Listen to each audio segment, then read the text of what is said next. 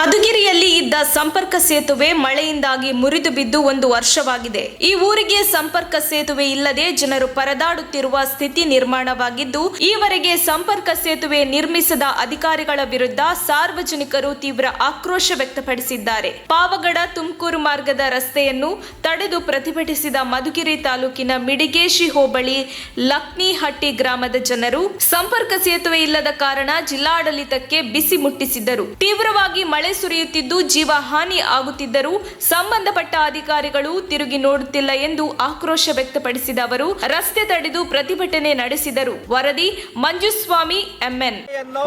ಪಾವಗಡ ತುಮಕೂರು ರಸ್ತೆಯನ್ನು ತಡೆದು ತಮ್ಮ ನೋವನ್ನು ಜಿಲ್ಲಾ ಆಡಳಿತಕ್ಕೆ ತಲುಪಿಸಬೇಕು ಅಂತ ರಸ್ತೆ ತಡೆ ಕಾರ್ಯಕ್ರಮವನ್ನು ಹಮ್ಮಿಕೊಂಡಿದ್ದಾರೆ. ಯಾಕೆಂದ್ರೆ ಈ ಗ್ರಾಮಕ್ಕೆ ಸಂಪರ್ಕ ಸೇತುವೆ ಏನಿತ್ತು ಆ ಸೇತುವೆ ಕೊಚ್ಚಿ ಹೋಗಿ 1 ವರ್ಷ ಆಗಿದೆ. 1 ವರ್ಷದಿಂದ ಯಾವುದೇ ರೀತಿಯ ದುರಸ್ತಿ ಮಾಡತಕ್ಕಂತ ಕಾರ್ಯಕ್ಕೆ ಜಿಲ್ಲಾಡಳಿತ ಆಗ್ಲಿ ಗ್ರಾಮ ಪಂಚಾಯಿತಿ ಆಗ್ಲಿ ಯಾವುದೇ ಕ್ರಮ ವಹಿಸಿಲ್ಲ. ಮತ್ತು ಈ ಭಾಗದ ಸ್ಥಳೀಯ ಶಾಸಕರು ಎಲ್ಲಿದ್ದಾರೋ ಗೊತ್ತಿಲ್ಲ.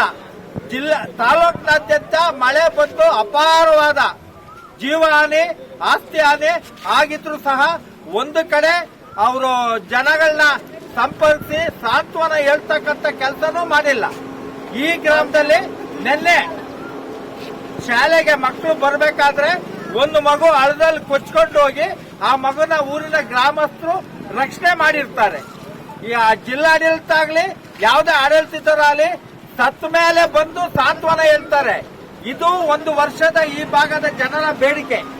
ಈ ಬೇಡಿಕೆಯನ್ನ ಜಿಲ್ಲಾಡಳಿತ ಆಗ್ಲಿ ಯಾವುದೇ ಆಡಳಿತ ಆಗ್ಲಿ ಬಗೆಹರಿಸೋವರೆಗೂ ನಾವು ರಸ್ತೆ ಬಿಟ್ಟು ಕದಲಲ್ಲ. ಈ ಜನಕ್ಕೆ ನ್ಯಾಯ ಸಿಗೋವರೆಗೂ ಈಗ ನಾವ್ಯಾರು ಇಲ್ಲಿಂದ ರಸ್ತೆ ಬಿಟ್ಟು ಕದಲಲ್ಲ. ಬೇಕೇ ಬೇಕು, ಬೇಕೇ ಬೇಕು, ಬೇಕೇ ಬೇಕು. ಏನಕ್ಕಾಗಿ ಹೋರಾಟ,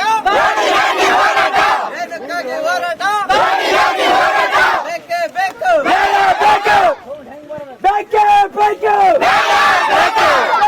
ಬೇಕು, ಏನಕ್ಕಾಗಿ ಹೋರಾಟ,